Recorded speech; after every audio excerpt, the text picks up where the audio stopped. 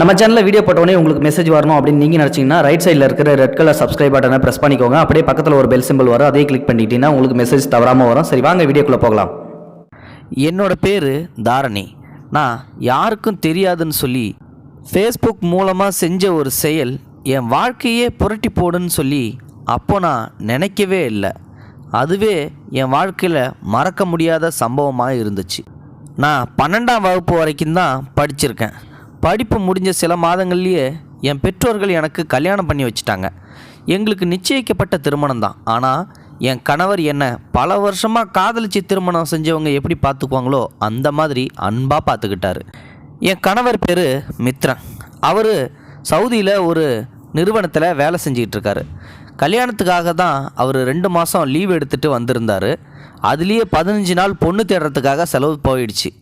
மீதி இருக்கிற அந்த 45 நாள் என்கிட்ட இருந்தார். அந்த நம்ம 45 நாளும் நாங்கள் ரொம்ப சந்தோஷமாக இருந்தோம். எந்த தொந்தரவும் இல்லாமல் எங்களுக்குன்னு சொல்லி ஒரு உலகத்தில் நாங்கள் வாழ்ந்துக்கிட்டு இருந்தோம். கல்யாணமான கொஞ்ச நாள்லேயே அவரை எனக்கு ரொம்ப பிடிச்சி போச்சு. என் கணவரோட வீட்டில் மாமியாரும் கணவரோட தம்பி அப்புறம் என் கணவருக்கு ஒரு தங்கச்சியும் இருக்காங்க, என் நாத்தனார்.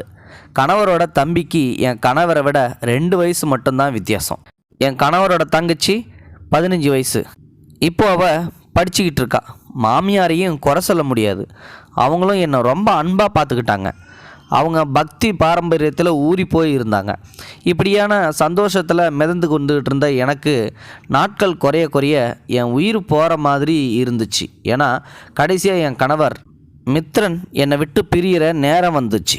அவருக்கு லீவு 2 மாதம் முடிஞ்சு போச்சு. என் ஒட்டுமொத்த சந்தோஷமும் பறிச்சுக்கிட்டு போகிற மாதிரி அவர் சவுதிக்கு போயிட்டார். போகும்போது நிச்சயமாக 3 மாதத்தில் நான் திரும்பி வந்துடுவேன். அதுக்கப்புறம் கண்டிப்பாக நம்ம 4 மாதம் எனக்கு வந்து லீவ் கிடைக்கும்.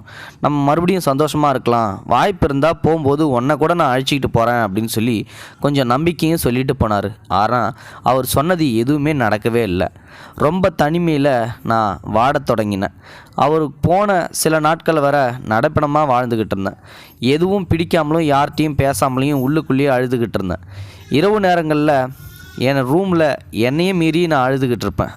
அப்போல்லாம் என் மாமியார் தான் எனக்கு அறிவுரை சொல்லுவாங்க. அவர் போனதுக்கப்புறம் என்னைய அவங்க மக மாதிரி கவனிச்சுக்கிட்டாங்க. சின்ன சின்ன விஷயம்னாலும் பொறுமையாக சொல்லி கொடுப்பாங்க. இப்படியே 1 வருஷம் போயிடுச்சு.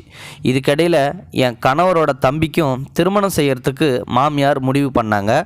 நல்ல இடமா பார்த்து பொண்ணை நிச்சயதார்த்தம் முடிக்கிறதுக்கு முன்னாடியே என்னன்னு தெரில என் கணவரோட தம்பி அந்த திருமணத்தை நிறுத்திவிட்டார்.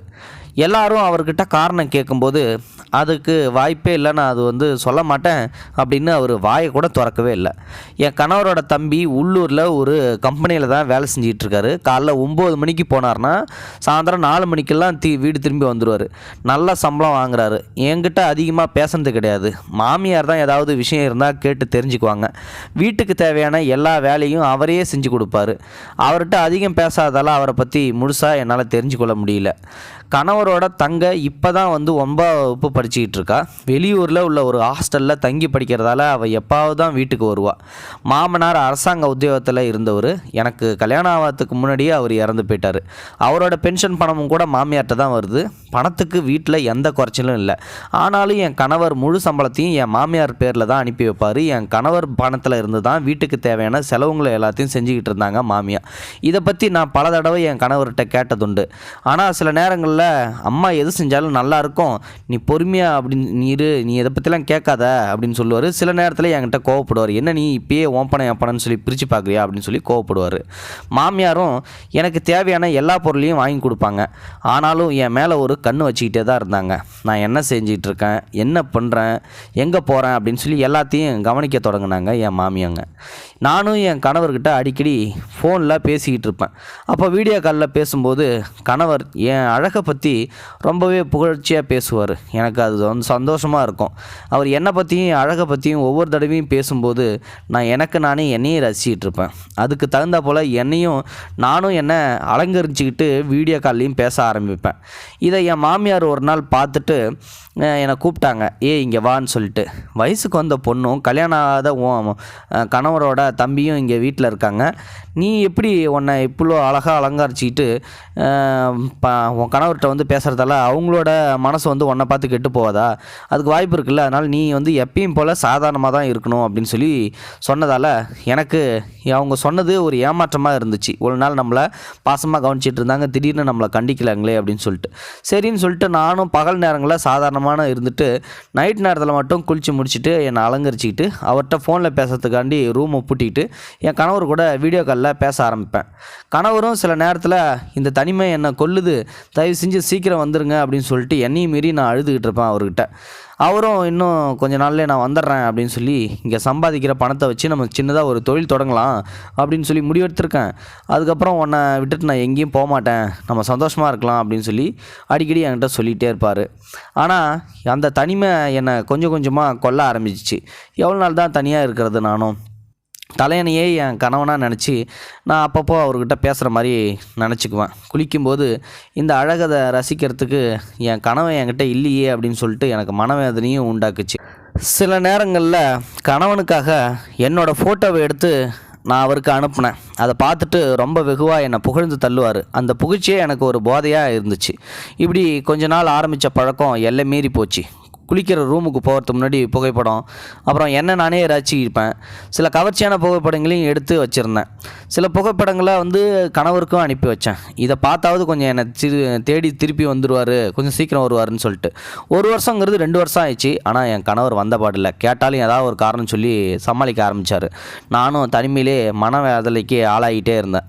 வீட்டில் எவ்வளோ வசதி இருந்தாலும் கணவன் அப்படின்ற ஒருத்தர் இல்லாததால் என் வாழ்க்கையே ரொம்ப வெறுமையாக இருந்துச்சு. அதை சொல்லி அழுவுறதுக்கு கூட என் வயசுக்கு ஏற்ற மாதிரி இந்த வீட்டில் யாருமே இல்லை. போதாக்குறைக்கு வீட்டில் வேலையும் அதிகமாக இருக்கிறதில்ல. பெரும்பாலும் என் மாமியாரே எல்லா வேலையும் பார்த்துருவாங்க. எனக்கு நேரம் போகிறதே ரொம்ப கஷ்டமாக இருந்துச்சு. அப்போ தான் வந்து எனக்கு ஃபேஸ்புக் அப்படின்ற ஒன்றை பற்றி தெரிஞ்சுக்கிட்டேன். அது தெரிஞ்சு உடனே நானும் எனக்கான ஒரு அக்கௌண்ட்டை ஓப்பன் பண்ணி அதில் இருக்கிற எல்லாத்தையும் வந்து நான் பார்க்க ஆரம்பித்தேன். அதில் உலகத்தில் இருக்கிற அனைத்து விஷயங்களையும் பற்றி நான் தெரிஞ்சுக்கிட்டேன். எனக்கு இதில் தனிமையிலிருந்து கொஞ்சம் ஆறுதல் கிடச்சிச்சு. அப்போ தான் வந்து பார்த்திங்கன்னா பொழுதுபோக்குக்காக பார்க்க தொடங்கினேன்னா தினமும் பார்க்க ஆரம்பித்தேன். நம்மகிட்ட இருக்கிற புகைப்படங்களை முதல்ல ஆடைகளை பற்றி சில புகைப்படங்களை எடுத்து பதிவிடலாமே அப்படின்னு சொல்லி தோணுச்சு.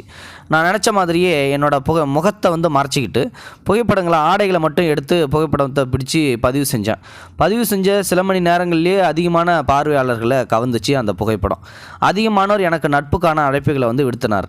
சில எனது ஆடைகளை பற்றி புகழ்ந்து எழுதியிருந்தனர். இது எனக்கு சந்தோஷமாக இருந்துச்சு. மேலும் கொஞ்ச நாட்கள்லேயே நான் அதில் முழுமையாக வந்து மூழ்கி போயிட்டேன். எப்பவும் ஃபேஸ்புக்கில் இருக்க ஆரம்பிச்சிட்டேன். எனக்கு இன்னும் ஒரு விபரீத ஆசை தோணுச்சு. அந்த ஆசையால் தான் என்னோடய வாழ்க்கையே எப்படி புரட்டி போகுதுன்னு சொல்லிட்டு இப்போ எனக்கு நான் தெரியவே இல்லை. நானும் என்னோடய புகைப்படத்தையும் பதிவிடலாமே அப்படின்னு சொல்லி முடிவு செஞ்சேன். ஃபஸ்ட்டு ட்ரெஸ்ஸை மட்டும் போட்டுக்கிட்டு இருந்தேன். அப்புறம் என்னோடய புகைப்படத்தை போடலாம் அப்படின்னு சொல்லி முடிவு பண்ணி என்னோடய முகம் தெரியாமல் அந்த புகைப்படத்தையும் பதிவு செஞ்சேன். அதுக்கும் நல்ல வரவேற்பு கிடச்சிச்சு. முகத்தை மட்டும் ப்ளர் பண்ணிவிட்டு பெரும்பாலும் நல்ல கருத்துக்களை பதிவு செஞ்சாங்க. சிலர் மோசமான பதிவையும் செஞ்சாங்க. அதை நான் பார்க்கவே இல்லை, அதை நான் கண்டுக்கல. ஒரு சிலரோ என்னோடய அங்கங்களையும் வர்ணித்து கவிதையாகவும் கருத்து பதிவிட்டாங்க. எனக்கு இதை ரொம்ப பிடிச்சிருந்தது. அவங்களோட புகழ்ச்சியில் இருந்த எனக்கு நான் செய்கிறது தப்புன்னு கூட எனக்கு தோணலை அந்த டைமில். நானும் முகத்தை மறைச்சி விதவிதமான புகைப்படங்களை எடுத்து பதிவிட ஆரம்பித்தேன். ஃபேஸ்புக்கு நான் அடிமையாகவே போயிட்டேன் அப்படின்றது தான் உண்மை. இப்பொழுதெல்லாம் கணவனோட நினைவு கூட சில சமயத்தில் வர்றதில்லை. அந்த அளவுக்கு நான் அதில் மூழ்கி போயிட்டேன். ஆரம்பத்தில் சாதாரணமாக புகைப்படங்களை மட்டும் பதிவேற்றிட்டு இருக்க நான் போக போக கொஞ்சம் கவர்ச்சியான ஃபோட்டோவையும் அதில் பதிவிட ஆரம்பிச்சிட்டேன். அதில் எனக்கு நிறைய கருத்துக்கள் வர தொடங்குச்சு. அதில் சிலர் என்னோடய கணவர் வர்ணிக்காத வார்த்தைகள்லாம் வந்து வர்ணித்தாங்க. இது எனக்கு மேலும் மேலும் மகிழ்ச்சி அடைய வச்சிச்சு. மனசில் ஏதோ ஒரு ஓரத்தில் நம்ம செய்கிறது தவறுன்னு சொல்லிட்டு தெரிஞ்சிருந்தோம். நான் முகத்தை காட்டாமல் தானே செய்கிறோம் அப்படின்னு சொல்லிட்டு கொஞ்சம் தைரியமாக இதை பண்ணிக்கிட்டு இருந்தேன்.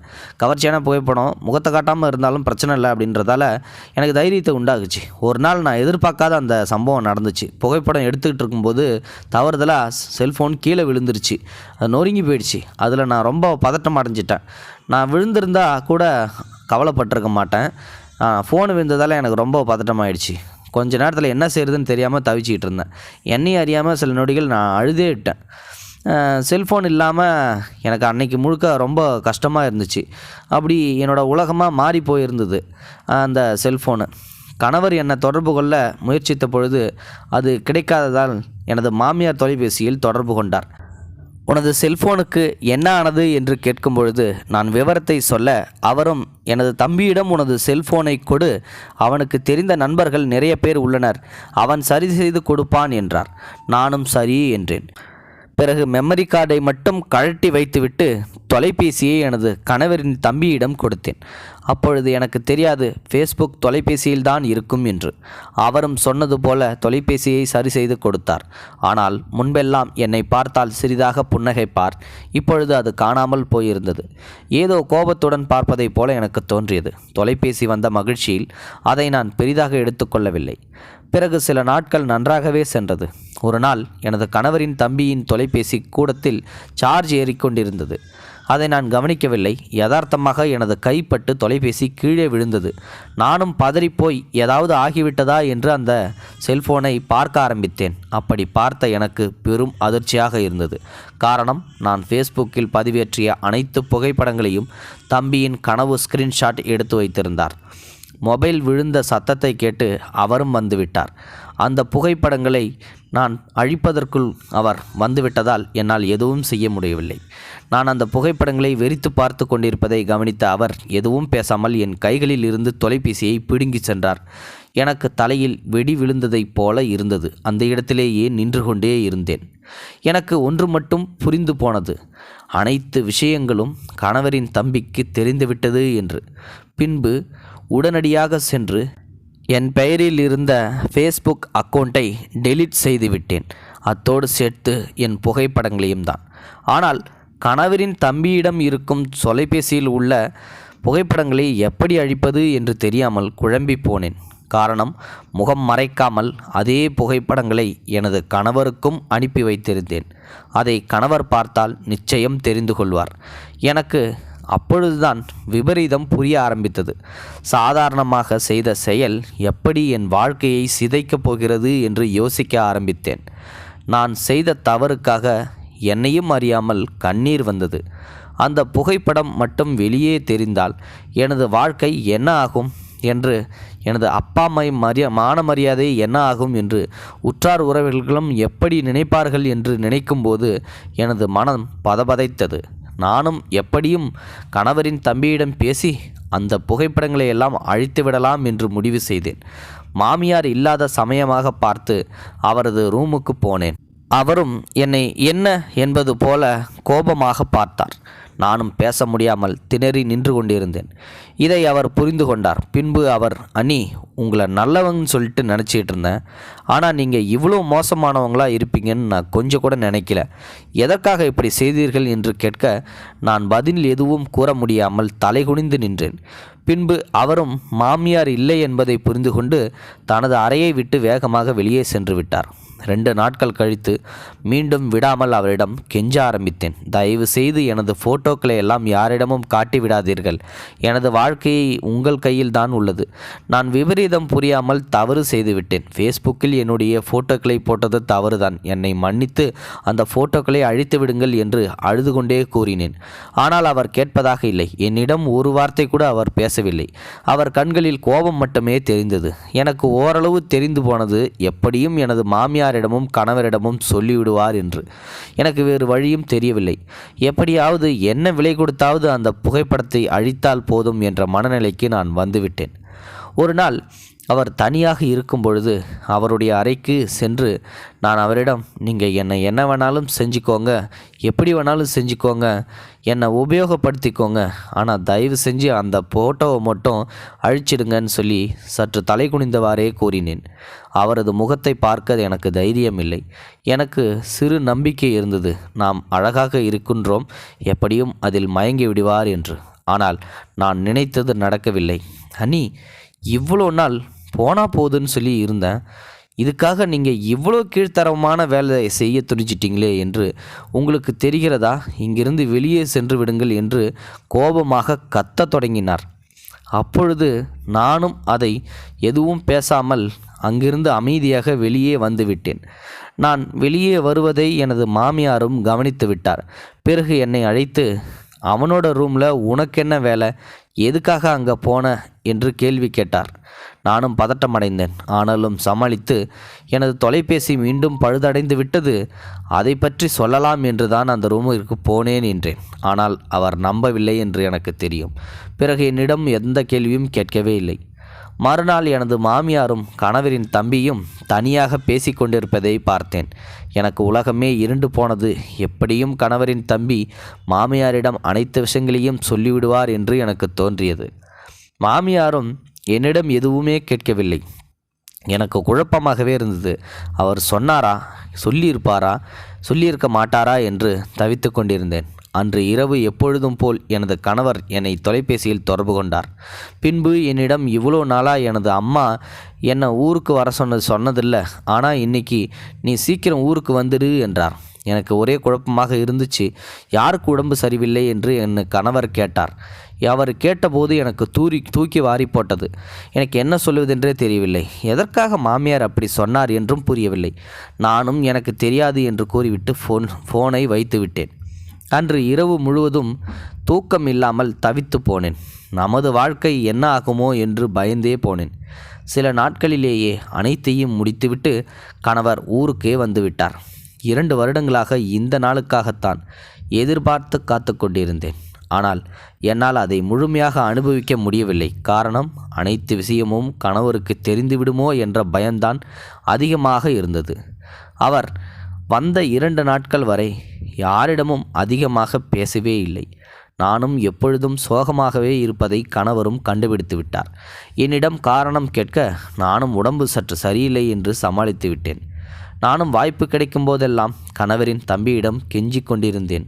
ஆனால் அவர் எதையும் கேட்காத கல் நெஞ்சக்காரராக இருந்தார். 3 நாட்கள் கழித்து என்னுடைய கணவரும் மாமியாரும் கணவரின் தம்பியும் பேசிக்கொண்டிருந்தனர். நானும் என்ன பேசுகிறார்கள் என்று கவனிக்க என்னை பார்த்த மாமியார் வேறு வேலைகளை சொல்லி அனுப்பி வைத்து விட்டார். பின்பு அனைத்து வேலைகளையும் முடித்துவிட்டு நான் என்னுடைய ரூமில் காத்திருக்க என்னுடைய கணவரும் கோபமாக வந்தார். வந்து என்னிடம், என்ன உன் ஃபோட்டோவை எல்லாத்தையும் ஃபேஸ்புக்கில் போட்டியா என்று கேட்க அதிர்ந்து போனேன். அனைத்து விஷயங்களையும் கணவரின் தம்பி சொல்லிவிட்டாரு என்று தெரிந்து கொண்டேன். நானும் அமைதியாக நின்று கொண்டிருந்தேன். பின்பு அவர், எதற்காக அப்படி செய்தாய், உன் ஃபோட்டோவை ஏன் ஃபேஸ்புக்கில் போட்ட, உன்னை நான் எவ்வளோ நம்பினேன், ஆனால் நீ எனக்கு தெரியாமல் இப்படி ஒரு காரியத்தை எப்படி செய்ய உனக்கு மனசு வந்துச்சு என்று கோபப்பட்டு கத்தினார். நான் பதில் எதுவும் சொல்லாமல் அமைதியாகவே நின்று கொண்டிருந்தது அவருக்கு மேலும் கோபத்தை உண்டாக்கியது. எனது கன்னத்தில் ஓங்கி அறைந்து விட்டார். எனக்கு அதற்கு மேல் அந்த வீட்டில் இருப்பது சரியாக தோன்றவில்லை. அதையே வாய்ப்பாக பயன்படுத்தி கொண்டு அந்த வீட்டை விட்டு வெளியேறலாம் என்று முடிவு செய்து கொண்டேன். அந்த வீட்டில் துணிமணிகளை எல்லாத்தையும் மடித்து வைத்து கொண்டு புறப்பட்டேன். மாமியாரும் கணவரும் என்னை தடுத்தனர். ஆனால் நான் எதையும் கேட்கவில்லை. இரவோடு இரவாக எனது அம்மா வீட்டிற்கு வந்து சேர்ந்து விட்டேன். எனது வீட்டில் உள்ளவர்களும் பதறிப்போனார்கள். நானும் அவர்களிடம் எதையும் சொல்லவில்லை. மறுநாள் காலை எனது அம்மா மட்டும் என்னிடம் விசாரிக்க ஆரம்பித்தார். நானும் முதலில் சமாளித்தேன். ஆனால் அனைத்து விஷயங்களும் எனது அம்மாவிடம் சொல்லும் பழக்கம் எனக்கு இருந்தது. நானும் அவரிடம், என்னுடைய ஃபோட்டோவை ஃபேஸ்புக்கில் போட்டுவிட்டேன், அதனால் கணவர் என் மேல் கோபப்பட்டார் என்று உண்மையை சொன்னேன். என் அம்மாவிற்கு ஃபேஸ்புக் என்றால் என்ன என்றே தெரியாது. அதனால் அவரிடம் விளக்கிச் சொன்னேன். அம்மாவும் தனது மனைவியின் அழகை அடுத்தவர்கள் ரசிப்பதை எந்த கணவனும் விரும்ப மாட்டான். நீ செய்தது தவறுதான். அதற்காக அவர்கள் மேல் கோபப்பட்டு நம்முடைய வீட்டிற்கு வந்தது சரியல்ல. உடனடியாக நீ இங்கிருந்து கிளம்பி சென்றுவிடு என்று என்னை வற்புறுத்தினார். நானும் 2 நாட்கள் தங்கிவிட்டு செல்கிறேன் என்று அவரிடம் கேட்க அவரும் அரைகுறை மனதாக சம்மதித்தார். எனக்கு தெரிந்து போனது, நமது மானம் மரியாதையும் பெற்றோர்களின் மானம் மரியாதையும் எப்படியும் போய்விடும் என்று. இரவு முழுவதும் யோசித்து கொண்டிருந்தேன். ஒரு ஆண் மானத்தை இழந்தால் கூட வெளியூருக்கு சென்று பிழைத்து கொள்ளலாம். ஆனால் ஒரு பெண்ணின் மானம் கலங்கப்பட்டால் அவள் எங்கு சென்றாலும் அவளால் அதை முழுமையாக மாற்ற முடியாது. அவளால் நிம்மதியாகவும் பாதுகாப்பாகவும் இருக்க முடியாது என்பதையும் தெரிந்து கொண்டேன். இதையும் எனக்கு ஃபேஸ்புக் தான் கற்றுக் கொடுத்தது. நன்றாக யோசித்து தற்கொலை செய்து கொள்ளலாம் என்று முடிவு செய்துவிட்டேன். எனக்கு தைரியம் இல்லைதான். ஆனால் வரப்போகும் காலங்களில் நாம் படும் வேதனையை விட இது சிறந்தது என்று எண்ணினேன். எப்படி தற்கொலை செய்து கொள்ளலாம் என்று முடிவு எடுத்து விடியற்காலை கத்தியால் கைகளை அறுத்து கொண்டு படுத்துவிட்டேன். சிறிது நேரத்தில் மயக்கமும் அடைந்து விட்டேன். காலை எனது அறையில் நான் இரத்த வெள்ளத்தில் கிடந்ததை பார்த்த அம்மா பதறிப்போனார். உடனடியாக கூச்சலிட அக்கம் பக்கத்தினர் அனைவரும் என்னை மருத்துவமனையில் சேர்த்தனர். அங்கு எனக்கு தீவிர சிகிச்சையும் அளிக்கப்பட்டது. நெடுநேர போராட்டத்திற்கு பிறகு என்னை மருத்துவர்கள் காப்பாற்றினர். இந்த விஷயம் எனது கணவரின் வீட்டிற்கும் தெரிவிக்கப்பட்டது. கணவரின் வீட்டில் உள்ள அனைவர்களும் மருத்துவமனைக்கு ஓடி வந்தனர். மருத்துவர்களும் ஒருவர் பின் ஒருவராக பார்த்துவிட்டு வாருங்கள் என்று அனுமதி அளித்தனர். அப்பாவும் அம்மாவும் தனது பங்கிற்கு என்னை திட்டிவிட்டு போனார்கள். கணவரின் வீட்டிலிருந்து மாமியார் முதலில் வந்தார். என்னிடம் நலம் விசாரித்துவிட்டு பின்பு பேசத் தொடங்கினார். மருமகளே, நான் உன்னை என்னைக்கும் மருமகளாக நினச்சதில்லை. எனது மகளைப் போன்றுதான் உன்னை கண்ணும் கருத்துமாக பார்த்து கொண்டேன். கணவனை வெளிநாட்டில் விட்டுவிட்டு நீ படும் வேதனையும் எனக்கு தெரியும். உனக்கு ஒரு அவமானம் என்றால் அது நமக்கு குடும்பத்திற்கான அவமானம்தான். அதனால்தான் உனக்கு சில கட்டுப்பாடுகளை விதித்து கவனமாக பார்த்து கொண்டேன். இருந்தும் நீ இதைப் போல தற்கொலைக்கு முயல்வாய் என்று நான் சிறிதும் நினைக்கவில்லை. சாதாரண ஒரு விஷயத்திற்காக எப்படி இவ்வளவு பெரிய முடிவு எடுக்க உனக்கு தோன்றியது என்று சிறிதாக கோபப்பட்டு சென்றார். பிறகு கணவரின் தம்பி இரண்டாவதாக வந்தார். அண்ணி, நான் உங்களிடம் ஏதாவது தவறாக நடந்திருந்தால் என்னை மன்னித்து விடுங்கள். உங்களின் நலன் கருதியே நான் அவ்வாறு செய்தேன். அன்று நீங்கள் தொலைபேசியை பழுது பார்க்க கொடுத்த பொழுது நானும் அந்த கடையின் அருகில்தான் இருந்தேன். அதனால் அந்த புகைப்படங்களை வேறு யாரும் பார்ப்பதற்கு வாய்ப்பு கொடுக்கவில்லை. இதுவே நான் வேறு எங்காவது சென்றிருந்தால் அவர்கள் நிச்சயமாக அதை எடுப்பதற்கு வாய்ப்புண்டு. இதை வேறு யாராவது பார்த்திருந்தால் உங்களுக்கும் நம்முடைய குடும்பத்திற்கும் பெரும் அவமானமாக அமைந்திருக்கும். கடவுளின் அருளால் அப்படி எதுவும் நடக்கவில்லை. உங்களை எனது அம்மாவைப் போலதான் நினைத்து இருந்தேன். ஆனால் நீங்கள் தவறாக பேசியதை தான் என்னால் ஏற்றுக்கொள்ளவே முடியவில்லை. அதனால்தான் உங்களின் மேல் கோபப்பட வேண்டியதாகிவிட்டது. எனக்கு நிச்சயதார்த்தம் நடக்கும் முன்பே திருமணத்தை நிறுத்திவிட்டேன் என்று எல்லோருக்கும் தெரியும். ஆனால் அதற்கான காரணம் யாருக்கும் தெரியாது. எனக்கு வர இருந்த பெண்ணுக்கு சில ஆண்களுடன் தொடர்பு இருந்ததால் அவளை வேண்டாம் என்று கூறிவிட்டேன். எனக்கும் அண்ணியைப் போல நல்ல பொண்ணாக இருந்தால் பாருங்க என்றுதான் அம்மாவிடம் அடிக்கடி கூறி வந்தேன். ஆனால் நீங்கள் இப்படி நடந்து கொண்டது எனக்கு மனவேதனை அளிக்கிறது. இப்பொழுதும் கூட நீங்கள் கவர்ச்சி புகைப்படங்களை பதிவேற்றியதை நான் யாரிடமும் சொல்லவில்லை. அம்மாவிடம் கூட சொல்லவில்லை. அண்ணனிடமும் சொல்லவில்லை. அண்ணனை வரச் சொல்லுங்கள் என்று தான் பேசிக்கொண்டிருந்தேன். அண்ணன் வந்த பிறகும் கூட அண்ணனிடம் அண்ணி ஃபேஸ்புக் உபயோகிக்கிறார், அவரது சாதாரண புகைப்படத்தை மட்டும்தான் பதிவிடுகிறார் என்று சொன்னேன். மேற்படி நீங்கள் என்னை அழைத்த விஷயங்களையும் யாரிடமும் சொல்லவில்லை. இனியும் கூறப்போவதும் இல்லை. எனது அண்ணனைப் போல கணவர் கிடைத்ததற்கு நீங்கள் கொடுத்து வைத்திருக்க வேண்டும். தயவு செய்து இனி வரும் காலங்களில் அவனுக்கு துரோகம் செய்து விடாதீர்கள். உங்களுக்காக இல்லாவிட்டாலும் எனது அண்ணனுக்காக நான் உங்களை மன்னித்து விடுகிறேன். நீங்கள் அவனுடன் சேர்ந்து சந்தோஷமாக வாழ்ந்து நமது குடும்ப மரியாதையையும் உங்களது குடும்ப மானத்தையும் காப்பாற்றிக் கொள்ளுங்கள் என்று கூறிவிட்டு சென்றார். அடுத்ததாக எனது கணவர் என் அறைக்கு வந்தார். வந்தவுடன் எனது அருகில் அமர்ந்து அழ ஆரம்பித்தார். நான் செய்தது தவறுதான். இந்த சாதாரண விஷயத்திற்காக உன்னை நான் அடித்திருக்கக்கூடாது. சில பெண்களின் வாழ்க்கை ஃபேஸ்புக்கால் எவ்வளோ பாழாகி போகிறது என்பதை கண்கூடாக நாம் பார்க்கின்றோம். எங்கே உனது வாழ்க்கையும் அப்படி போய் கெட்டுவிடுமோ என்ற எண்ணத்தில் தான் உன்னை நான் கண்டித்தேன். என்னை மன்னித்துவிடு என்று என் கைகளை பிடித்து கொண்டு அழ ஆரம்பித்தார். அவர் அழுவதை பார்த்ததும் எனக்கும் என்னை அறியாமலேயே அழுகை வந்தது. சில நாட்களிலேயே நானும் குணமாகி கணவர் வீட்டிற்கு வந்துவிட்டேன். மாமியாரும் எங்களுக்கு என்று தனிமையாக வீட்டை பார்த்து தனிக்குடித்தனம் அமர்த்தினார். கணவர் தொழில் தொடங்குவதற்காக இவ்வளவு நாள் அனுப்பிய பணத்தையும் அதோடு சேர்த்து ஒரு பெரும் தொகையையும் என்னுடைய கணவரின் தம்பியின் சார்பாக கொடுத்து என்னுடைய கணவர் சொந்தமாக தொழில் செய்ய உதவி செய்தார். நாங்களும் எங்களின் வாழ்க்கையை சந்தோஷமாக வாழ ஆரம்பித்தோம். கணவரின் தம்பியும் அடிக்கடி வீட்டிற்கு வந்து போவார். இப்பொழுதெல்லாம் அவரை காணும் பொழுது கடவுளை காண்பதாக தான் தோன்றியது. அவர் நினைத்திருந்தால் என்னை வேறு விதமாக திசை மாற்றி இருக்கலாம். எவ்வளவோ ஆண்கள் வாய்ப்புக்காக ஏங்கி கிடக்கும் பொழுது கிடைத்த வாய்ப்பை என்னை நல்வழியை பயன்படுத்துவதற்காக பயன்படுத்தி கொண்ட அவரை பார்க்கும் பொழுது உண்மையாகவே எனக்கு கடவுளாக தான் தெரிந்தார். எங்களுக்கு 2 குழந்தை பிறந்துவிட்டது. எங்காவது வெளியில் போனால் கணவனை வெளிநாட்டில் விட்டுவிட்டு இங்கு தவிக்கும் பெண்களை காண்பதுண்டு. அவர்களை காணும் பொழுதெல்லாம் நான் பட்ட கஷ்டங்கள் மட்டுமே எனக்குமே நினைவிற்கு வரும். எனக்கு என்னை புரிந்து கொண்ட எனது குடும்பத்தார்கள் இருந்தனர். ஆனால் எல்லா பெண்களுக்கும் அப்படி அமையும் என்று சொல்லிவிட முடியாது. அவர்களுக்காக என்னால் முடிந்த அளவு பிரார்த்தனைகளை மட்டுமே செய்ய முடியும். சமூக வலைத்தளங்களை உபயோகிப்பது தவறு ஒன்றும் இல்லை. ஆனால் நமக்கே தெரியாமல் அது தவறாக நிகழும் பொழுதுதான் நாம் மீள முடியாத பிரச்சனைகளில் மாட்டிக்கொள்கிறோம்.